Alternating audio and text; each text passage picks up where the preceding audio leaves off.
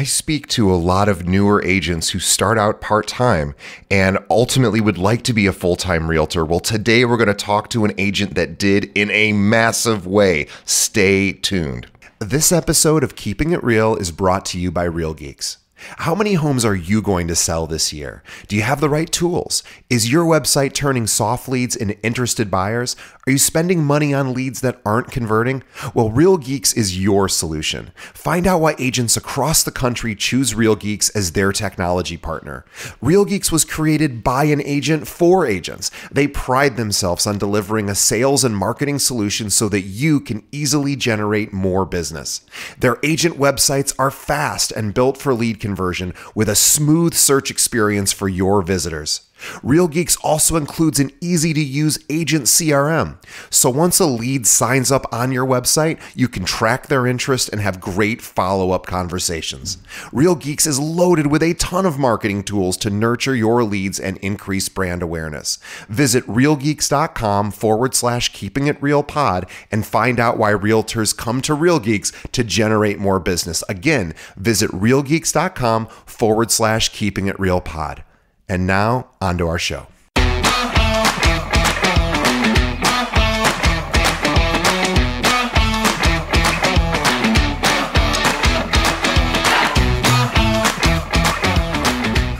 Hello and welcome to another episode of Keeping It Real, the largest podcast made by real estate agents and for real estate agents. My name is DJ Paris. I am your guide and host through the show. And in just a moment, we're going to be speaking with top producer and National Association of Realtor 30 Under 30 award winner, Cameron Buening. Before we get to Cameron, just a few reminders. Please support our sponsors. They are the ones that help keep this ship afloat. We love them and they are here to serve you. Please reach out to them and check out the products and services they offer. Also, tell a friend about this podcast. And lastly, leave us a review. Let us know what you think of the show and what you like, and also what you'd like us to improve or change. We listen and we make those changes to better serve your needs. All right, let's get to the main event. My conversation with Cameron Buening.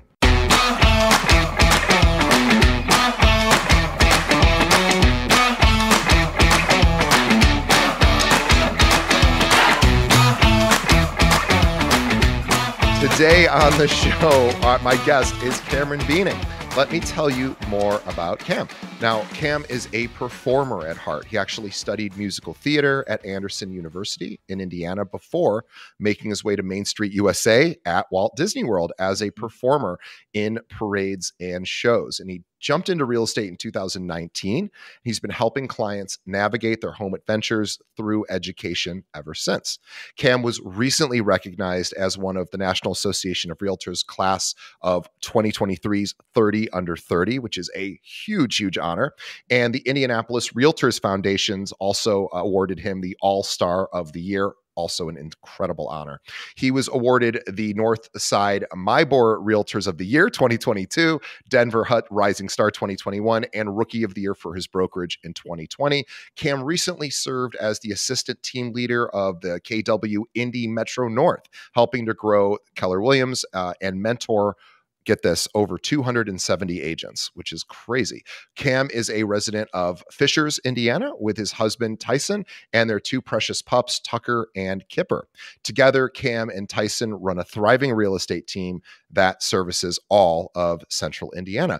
To learn more about Cam, and by the way, if you are an agent in the Indianapolis area and you would like to work with Cam and his team, please reach out to them. The easiest way to learn more about what they can offer you is go to their website, which is the bueninggroup.kw.com. Buening is spelled a little differently. Don't worry about it. Go to our show notes. We'll have a direct link there, and you can go right to his website. And also follow him on Instagram. His Instagram, we will also have a link to in the show notes, but it is IAM underscore Cam underscore IAM. So IM underscore Cam underscore IM. We'll have a link to that for you. Cam, welcome to the show. Thank you so much. Excited to be here. I can't believe how much you've done in your short tenure. in real estate. It's really I've interviewed a lot of people on the show over the years, like hundreds and hundreds, and this is truly remarkable. So congratulations on all your success. It really is inspiring. It's really fun to talk to newer agents like yourself who are just crushing it. Let's go to the beginning though, because you started out in performing, Hmm. and I would love to hear about making the shift from musical theater to real estate, because that is quite a shift, or maybe not, I don't know, but let's hear about it. So why this shift? You started out, did you want to be an actor? Was that sort of the goal, or?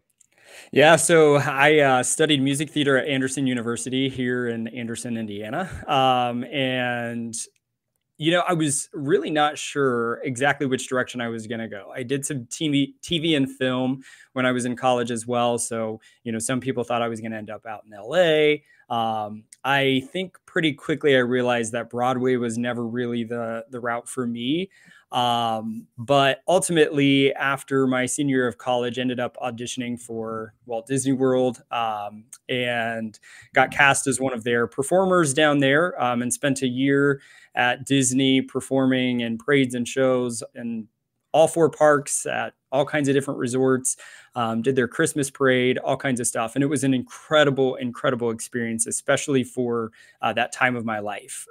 When I went down there, I was fresh out of college, and there was a lot of, people either in college or fresh out of college that head down to Disney for their college program. It was an amazing opportunity to get away from home and kind of explore who I was, what I wanted out of life. But I pretty quickly realized that the starving artist lifestyle was not really for me. A lot of times we were working 60, 70 hours a week, was barely making any money. Even at that time, as a performer, we're one of the higher paid cast members there. And I think I was maybe making 10.25 an hour. And lived with three other roommates, sharing a place, and it just wasn't the future that I necessarily saw for myself. So decided to move back home to Indiana in 2019. Wasn't really sure what was going to be next, and got a big boy job in health insurance. And it was enough to pay the bills. It was the most money I had ever made in my life. And even that was at like, I don't know, $14 an hour or something like that. But I thought I was really You were making making it. it. I was making it. I just increased my weekly wage by $4 an hour. So I thought I was on the right track. And about 3 months into my job in this world of health insurance, I was just absolutely miserable. I was sitting at a computer, for 40 hours a week, 8 hours a day, in a cubicle with 4 or 5 other coworkers around me. Barely anybody to engage with, barely anybody to dream with, you know what I mean? And it was just a very monotonous, boring job. And I went from this lifestyle of like performing and dreaming and helping people be creative and being creative myself. And now I'm sitting at a desk processing insurance claims all day. You Woohoo. went from the most magical place on earth to one of the more boring places on earth. And by the way, I'm not poking fun at you or the health insurance industry. That's the industry I Yeah. came from Okay. prior to this, so I feel like I'm able to poke To fun at it. speak to that. Yeah. Go ahead. I'm Yeah. sorry. Yeah. So it was just a wild transition. And I knew I needed something different. And real estate was always something that had kind of been at the back of my mind. I didn't really have any friends or family members in real estate. So there wasn't anybody necessarily, guiding me or saying, oh, you should get into real estate. It was just one of those things I was interested in. And I didn't really know why, but I was like, you know what? It's $600 for a course, 90 hours here in the state of Indiana to go through that pre-licensing course. What do I have to lose? And so I took the course, passed the test, and that was January of 2019 when I walked into a Keller Williams office, signed my name, and started my career in real estate. You started at a very interesting time, right? So 2019 was pre-pandemic, right? And then 2020 happened and everything shifted. And by the way, let's talk about your first year before we get to the pandemic. So Yeah. you had a really pretty good first year. You sold 9 homes, which Mhm. I know it, might not sound like a great first year, but it really is a great first year. It might Yep. not be financially a great first year, but you're at least getting deals. I know my boss, who was a rookie of the year for in 2002, when he joined, when he started his career, he didn't get a sale for his first 7 months, and then he Mhm. got like 6 sales, Yeah. and but he ended up with maybe 9 to 10 sales in that year as well, and he was rookie of the year for one of the Chicago Association. So that is an incredible first year. How did you do it? How did you find clients? Just out of curiosity. Yeah. So my first year, I really had no idea what I was doing. My first year was just about learning this entire industry and the process and the forms and the all the things, you know what I mean? So I really had no business experience. I was just out here trying to figure out if this was even something I was going to enjoy doing, if I was going to be any good at it, and if I could find, make a career out of this. So crazy enough, I actually got my first client within my first 30 days. And it was a Wow, referral to me. Yeah, it was actually my first two clients were referrals. One was a buyer, one was a listing. amazing. And what I essentially did, I guess I should go backwards. I was still working in that full-time 40-hour week health insurance job. So my husband at the time had gone back to school to be a kindergarten teacher. Oh, And so in order for us to make ends meet, the only way for me to pursue this career was for me to keep that 40-hour a week job. And so that was the decision, the sacrifice that we kind of had to make. And, I would just wake up every day. Oftentimes I was at my desk in downtown Indianapolis at 6 a.m. so that I could be off work by 2 p.m. And then I would drive straight up to Carmel, which is about a 35-minute drive from where I was working. And I would sit in the office and I would listen to conversations. I would ask questions. I would just be around the people yeah. that were doing this for a full-time career. And it really, I think, shaped so much of the beginning of my career, just being able to be around all of these brilliant people that were so eager to pour into me when they saw me showing up day after day after day. Yeah, people are always other realtors are often very impressed with effort, and Yeah. especially from younger agents. And I know agents I've had on the show who I say, "Hey, how often do newer agents come up and ask you if they can sit in open house?" And they'll say, this is not uncommon either, which I didn't know until I started interviewing agents. Some agents would say, "Well, the first time someone asks, I say no." And then I Mm, see if they come back, and I see if they're showing up at the office, and I see yeah. if they're, really doing the work. Once I see, like you were saying, that, hey, this person really cares about the business. It seems to be putting in the effort. And, oh, by the way, he's working this other job. And I just want to make this one quick point. I never get to say this. Anyone who says you cannot have a part-time job and learn this business is it harder? Yes, of course Yeah. it is. It's a much harder way to go, but we all have to pay our bills, and Yes. everybody, and I really have a huge issue with firms that are like, you have to do it. Yes, in an ideal world, everyone would do it full time, but that's just not the reality of a good majority of our agents are part time. Yes. So Yeah. it can be done, and you have now made that transition, and so I'm Yeah. hoping this becomes very inspiring to anyone out there who is working another job and who desperately wants to not work another job. Some people like keeping both, and that's Yeah. fine. Yeah. So I love the fact that you started out doing it part-time, and probably there were firms that probably told you that wasn't the way to do it. I'm guessing, not Yes. obviously the firm you joined, but other firms will go, "Oh, you're part-time, we're not interested." Yeah. Yeah. And I'm so glad you said that, DJ, because it's it's very true. And I tell new agents that come into our doors all the time. As you mentioned earlier, I was the assistant team leader for our market center, helping grow the company and mentor 270 of our agents. And I would have agents sit down, and the first thing they would say is, I do have another job, but I'm trying to figure out a way to quit. I'm trying to save enough money. And I'm like, hold on, hold on, hold on. Like, I'm not telling you or asking you to go upend your life and not be able to put food on the table for your family. Like, you have to even figure out if this is actually a career you want to do. And you're going to figure that out pretty quickly. And so, I appreciate you saying that, because I believe the same thing. I always tell agents, you have to do what you have to do in order to make ends meet. Now, there is something to be said, and that's a part of my story as well. You know, I did sell 9 houses my first year. I was excited about that. I think I made about $35,000 in real estate. But the funny thing is I made just as much selling 9 houses, so less than 1 house a month, than I was making at a full-time 40-hour-a-week job that I absolutely despise. And so that was kind of the aha for me of like, wait a second, I actually like this job a lot. I think I could make a career out of this. I'm getting some pretty good traction early on. And if the bare minimum is selling 1 house a month and I can make the same amount of money, I would much rather do this. Well, let's talk about year 2, because Yep. year 2 had a massive jump for you. So did Cameron go full-time in year 2? No, not yet. Mm-mm. But how many deals did you close in your second year? Yep. So year 2, my goal was to double my business. Again, I was a newer agent. I didn't really know what the metrics, the volume, the units, all that stuff needed to be. But I'm like, hey, if I could double it, I think that'd be pretty good. I ended up closing out the year quadrupling my business. I sold 38 units, right around 8 million in volume. Our average sales price is, you know, fairly low in the Indianapolis metropolitan area.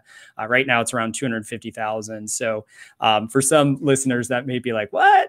8 million, 38 houses. So, but yeah, I was extremely excited about that. And what it allowed me to do was get to the point where I was like, there's no way I can continue working this other job, even if I wanted to. Like, Yeah. I just had so much business that, you know, fortunately in August of 2020, we were buying a new house, our second house. And so the day we closed, I got on a call with my boss and put in my 2 weeks notice. Amazing.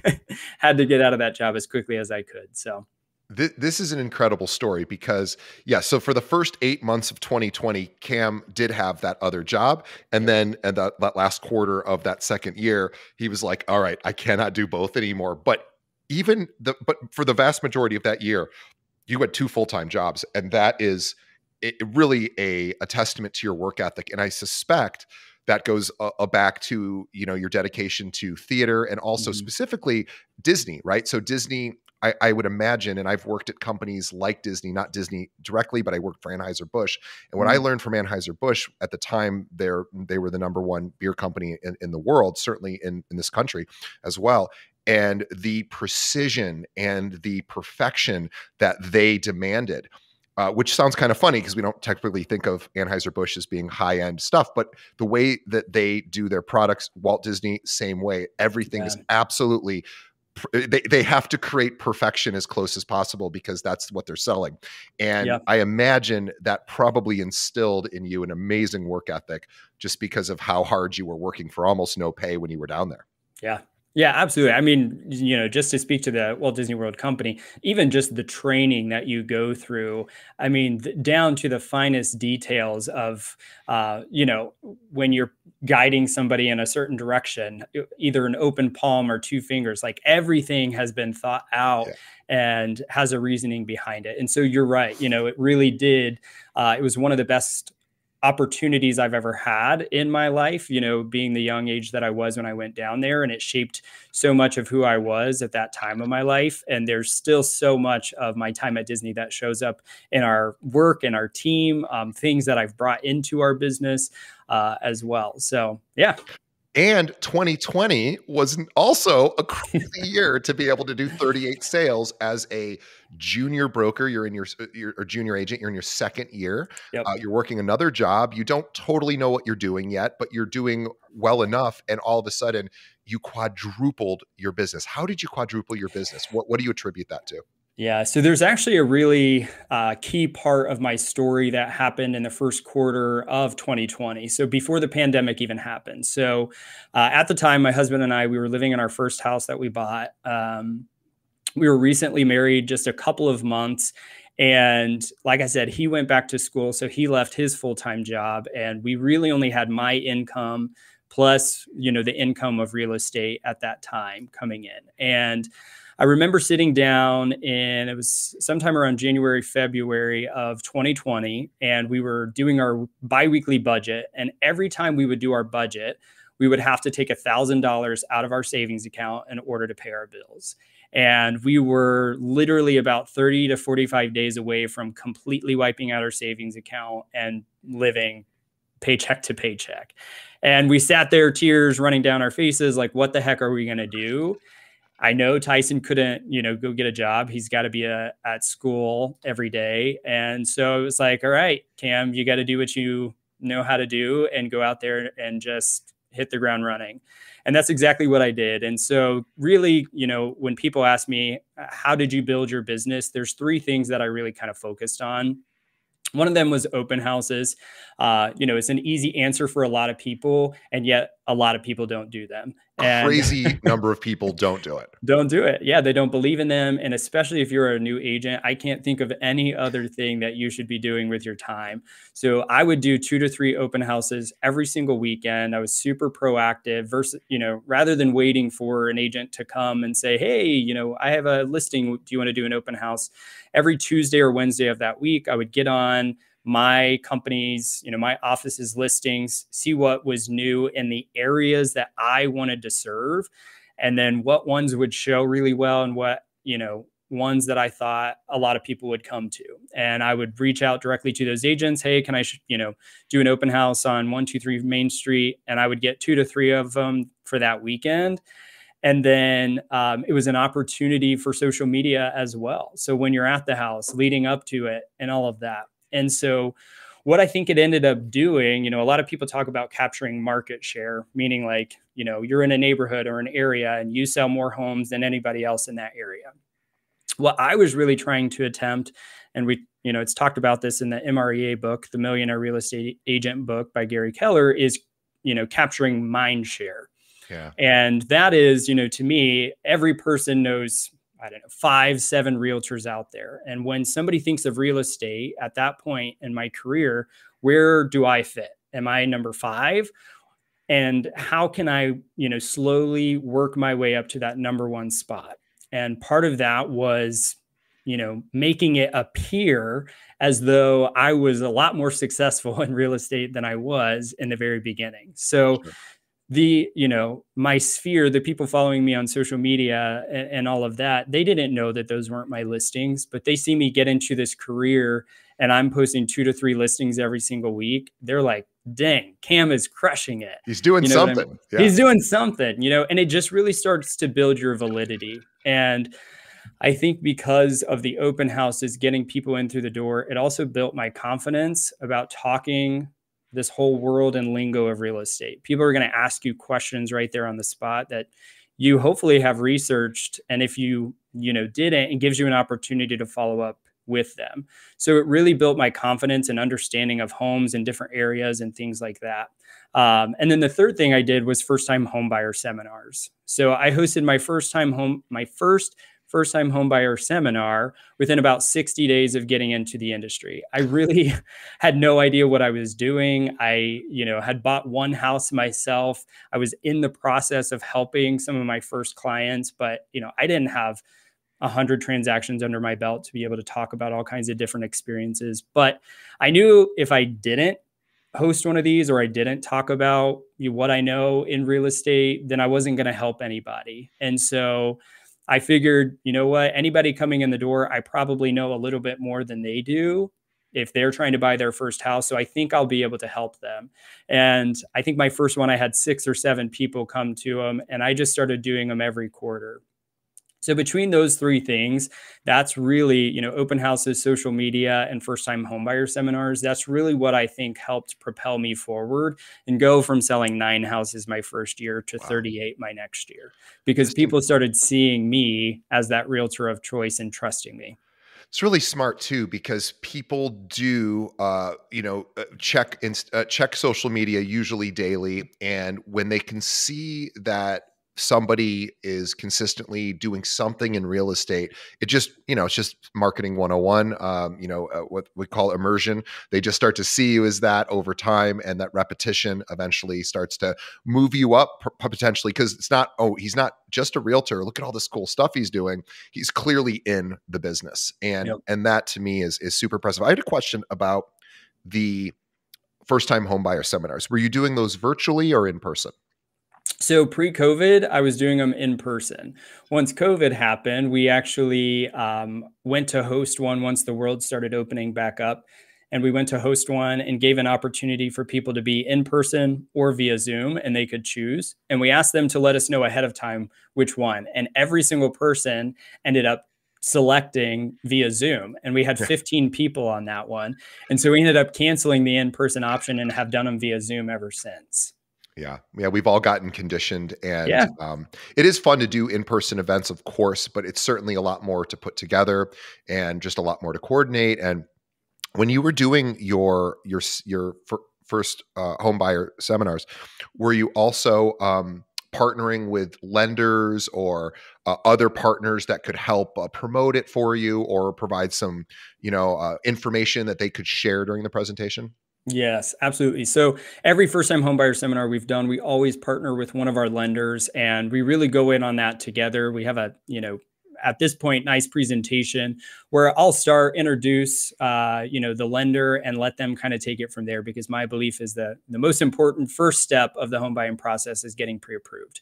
So why not let the lender start and educate them on what that process looks like, and then kind of come in from there and talk about, why you need a real estate agent to go through this process, and what a real estate agent is going to do for you through this process. And the whole goal too is, we don't talk in our first time homebuyer seminars as if like they are our clients. We are there trying to earn that business, because we do get people that we have no relationships with. They find it on social media, or, from an email campaign or something like that, posted in the library, and they'll show up to our seminars. And so again, we want to earn the opportunity to get their business instead of talking as if we already have it.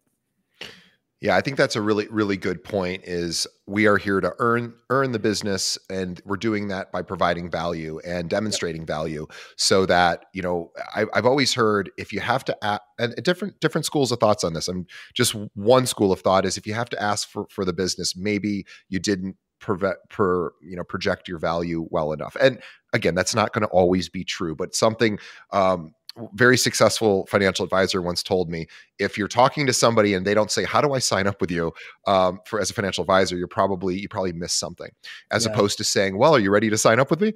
So, and I'm not suggesting you can't ask for business as well, but I love this idea of leading with value, Yeah. leading with education. And that, I agree that seems to be, I don't like to be sold personally. I like to go, hey, I want to see how much you're into it, how much you know, and then I'm going to pick the person I think is going to do the best job. And so I look for education in my accountant, my doctors, the person cuts my hair. I'm like, Yes. how do I style this? All of these things. I look for education, and I suspect I'm not unique in that sense. So that's amazing. So you've been doing these first-time homebuyer seminars for some time. Are you still doing the open houses every weekend? So I myself am typically not doing the open houses, just because I have built a real estate team now, and my focus is more on listings as well as growing the individuals that are a part of our team. So I coach all of our individuals, and we can talk more about the team as well if you'd like. But my time is spent so much with our people now, that you have to figure out kind of what your unique ability is, and to build my business all day long. And it doesn't mean I won't do an open house. I absolutely still will.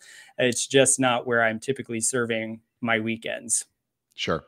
And it's interesting too. So as you haven't just built a team, you've also mentored almost 300 agents, which I'm only laughing because it's such an absurd number for how short of a time you've been in this industry, and it's just beyond impressive.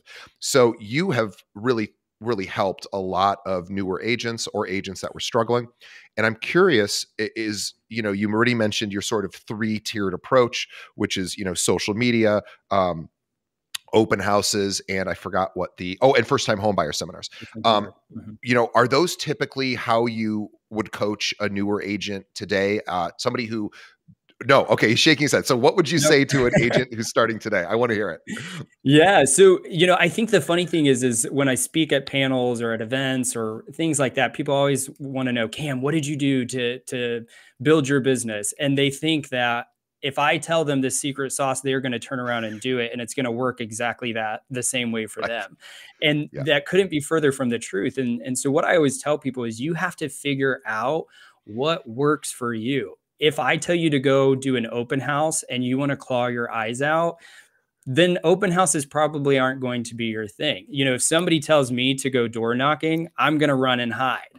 So I had to figure out what are the things that do actually bring me joy? What are the things that I, love to do? And I'm going to wake up every single day motivated and excited to do it. And so that's exactly the way I'm going to coach an agent. Now, here are some ideas on things that you can do. And if one of these sounds interesting to you, go study the people that are doing that at the highest level and master it.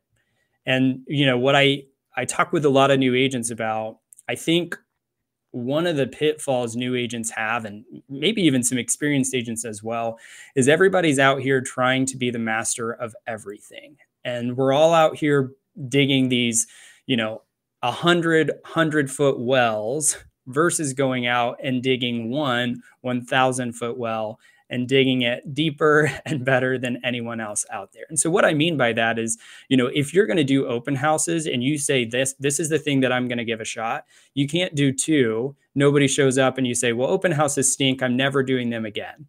No, you have to commit to it. You have to study it. Go study the people that are doing open houses every weekend. How many signs do I have to put out? How many do I have to do? Am I doing them in the right areas? Am I doing them on the right days and the right times?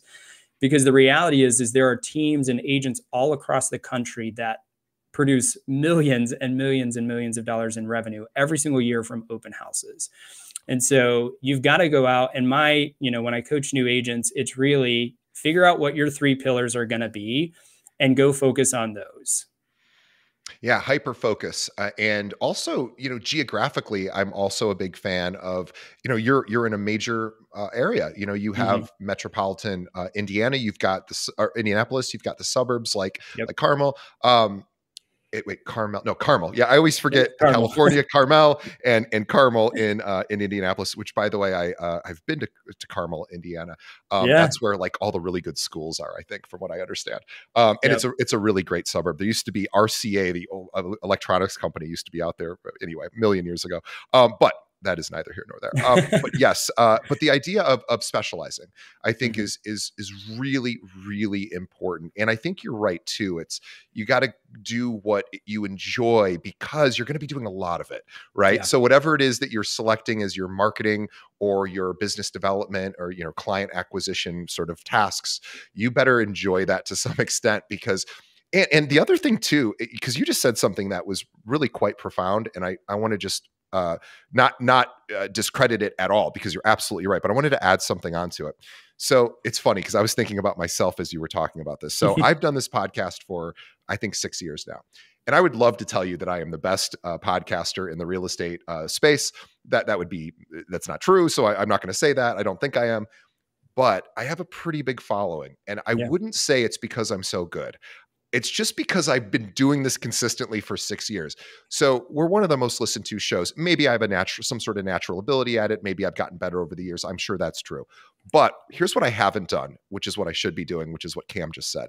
I should be studying the other podcasts that are in my space, not so that I can beat them, but just so that I can see what everyone else is doing and how do I elevate my own game? How do I become a better interviewer? How do I bring the best out of my guests? Yes. And Cam just actually inspired me to start doing that myself. But I will tell you, even if you don't, improve your skills, and you just show up and do the work consistently, you will get some still pretty impressive results. Yes. So what do they say? Like success is 90% just showing up. Yeah. So what has Cam done since he's been in real estate? He didn't have time to start a second career, but he did. He had a need to, and he found time to go to the office after his first job. I've never heard of anybody doing that, by the way. That is so cool that you did that. And by the way, not easy. And Yeah. he was doing that. He was hanging around. He was absorbing what other agents told him. He was in the presence of great agents, or at least some great agents Yeah. at your firm.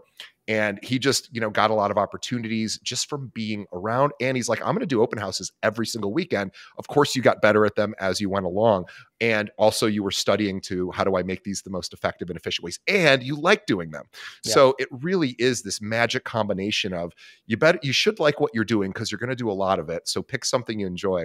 But also, too, if you can, next level is start studying the other people doing things. In fact, if it was me, I'd go to other people's open houses and start to see, especially the really big producers, be like, what are they doing? Because I'm sure there's little tricks, and I'm sure you probably did that too.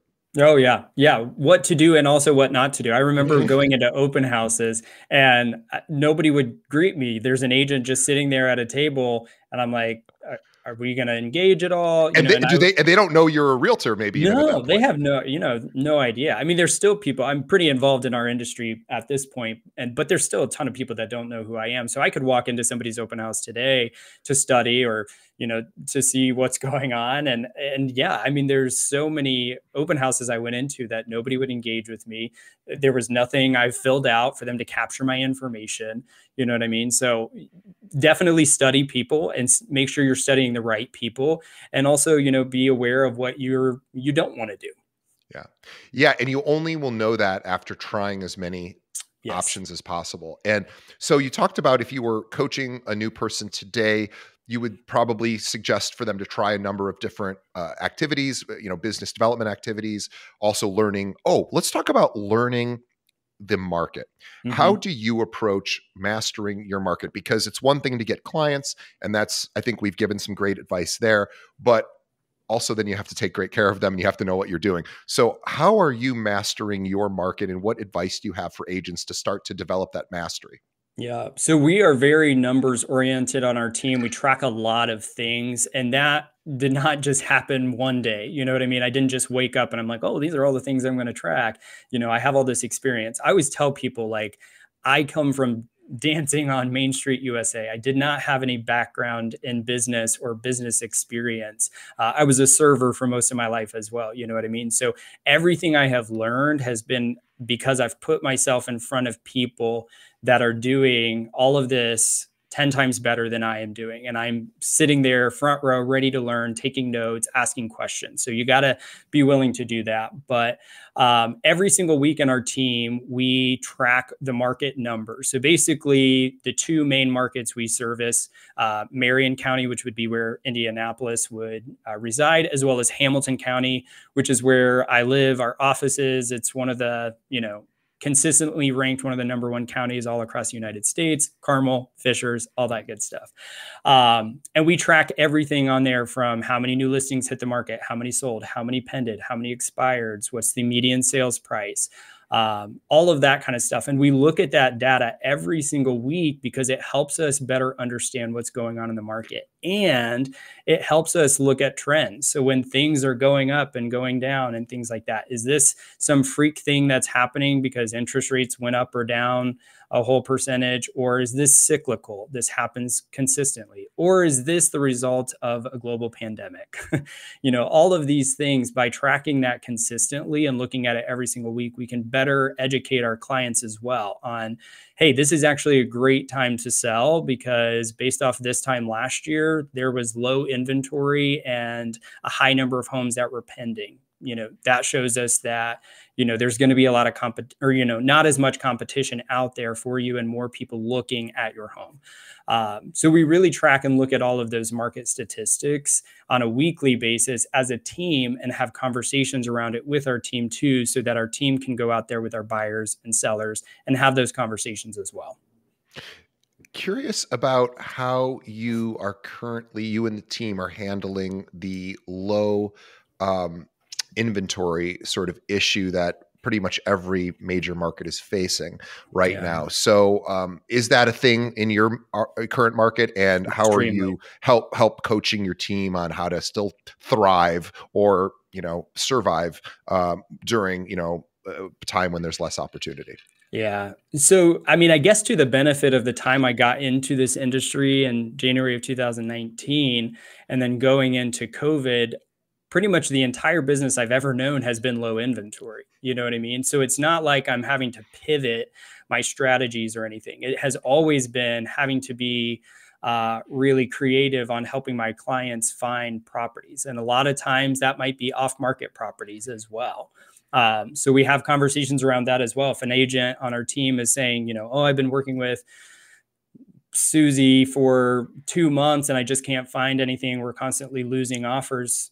We got to sit down and strategize, because clearly what's hitting the market, they don't have the ability to go above and beyond and be as strong as as maybe they need to. So maybe we need to look at finding something off market. So we'll do mailers to a community. There's a way through Remind to pull an entire community and actually access their email addresses.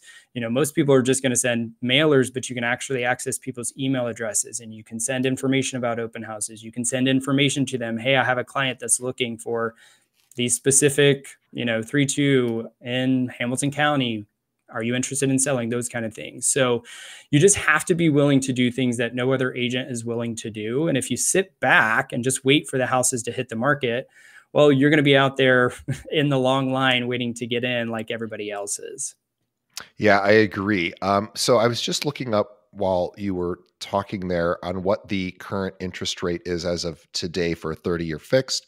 And if I'm looking at my numbers correctly, there's a chance you may be correcting me, but I believe the national average is 7.3, Yep. and we're seeing as low as 6.4. So somewhere in that range. That is obviously higher than most people would have preferred today, as well as in the past several years when we saw 3% rates or less. But that's not where we are anymore. Yeah. So how are you coaching your buyers who are, interest rate sensitive to, I'm going to wait until the market comes down? What is your approach? Or sorry, I'm going to wait until interest rates come down. Come So down. what would be your approach if you have a buyer who's in that position? Yeah. So, and we've had this conversation a lot. I actually just had a listing appointment a couple of weeks ago with some sellers that thought they were going to wait until the fall to sell because they wanted to save a little bit money. And we had a conversation on, at the end of the day, we're going to do what's best for your guys' situation. And yet, let's look at what the price of the home is that you would likely purchase today is. Okay, you have a budget, you want to go up to 500. So this same house that you're going to buy for 500,000 over the course of the next 6 to 8 months, all of these other homes around that are going to start selling. And they're going to see that that house sold for 500. So they're going to try to get 510, 525, 540. Next thing you know, this exact same house that you wanted to purchase, if we purchase it today at 500, is going to maybe cost you 540,000 here in the fall. And also that you could save an extra 3, 5, 10,000 bucks. So really, what is the cost of wait? What is waiting costing you?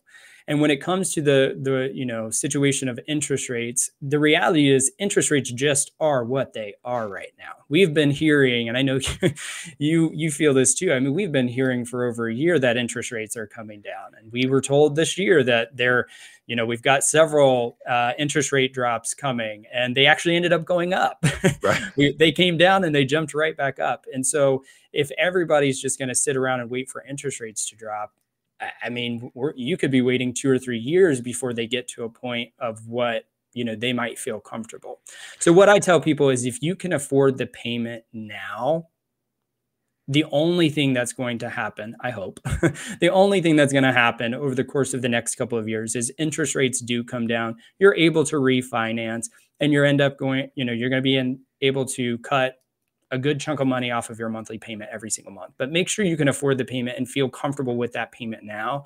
And then you're only going to feel better because now you've got the house. You're seeing every other house around you sell for even more than what you bought it for. And your interest rate came down. So your monthly payment just dropped as well. Great point. And basically what Cam is saying is if we wait until interest rates drop by, 100 basis points or 200 basis points, we are going to see the pricing explode because more buyers flood the market. And we're going to not only have more expensive homes that are currently what they're priced today at, but more competition. We're going to have a lot of people, and we're going to start to see what happened several years ago, which if you were able to buy something and you were lucky enough to get an offer accepted, good for you. But a lot of, 95% of offers didn't get accepted because there were, dozens and dozens of offers. Last question. Now, this is a question you may not have dealt with yet, but it is on everybody's mind. Technically, in the co-op field, we can now offer $0, 0%. I don't know if you've seen this yet. However, if you were to see this, you're working with a buyer and you see in the co-op compensation field that it is $0. So in other words, the seller is not going to be compensating you as the buyer's agent. Have you started to think about what you would do in that situation? Absolutely. So number one, buyer agency agreements all day long.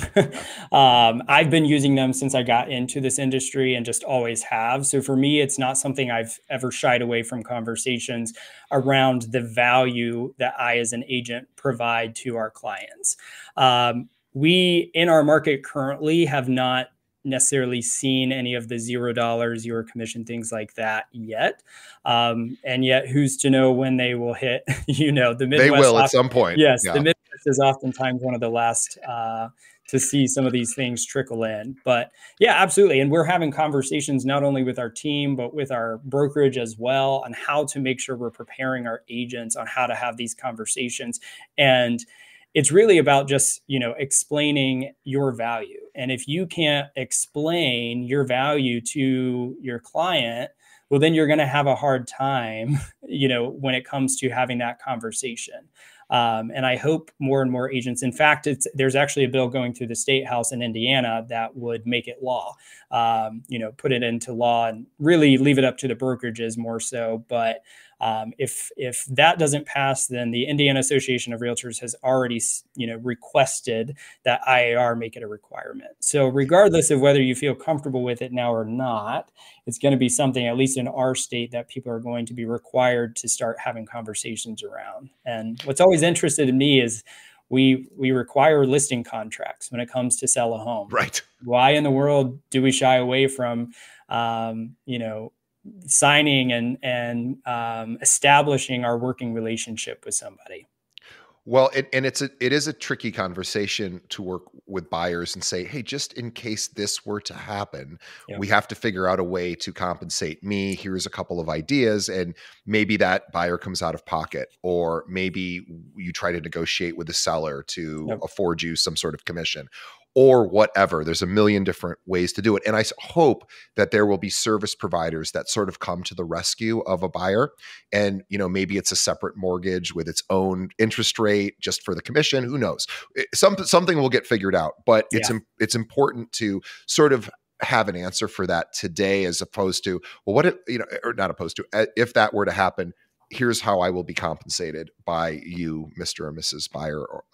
And that is a tricky conversation because we've never had to have that before. So it is a new thing, but it will all get worked out. But I'm glad to say that I'm glad to see that even though you haven't seen it in your marketplace, certainly you will see it at some point.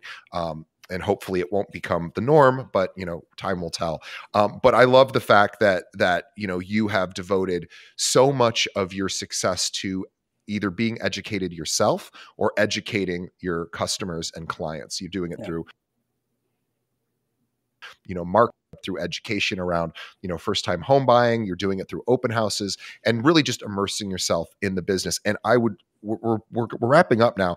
I would like to encourage anyone who is in it's Hamilton County and Marion County. If you are an agent that works in those areas and you feel you're not getting the attention you need from your existing team, your brokerage, wherever you might be working, and you want to see another option, well, Cam is his team is growing, and he and his team are crushing it, and he would love to not just have you on the team possibly, but also mentor you and give you some great advice. He's mentored almost 300 agents already, which is unbelievable. So Cam, for anyone out there who's like, I may want to check out what Cam Buening and his team are going to offer, what's the best way they should reach out to you?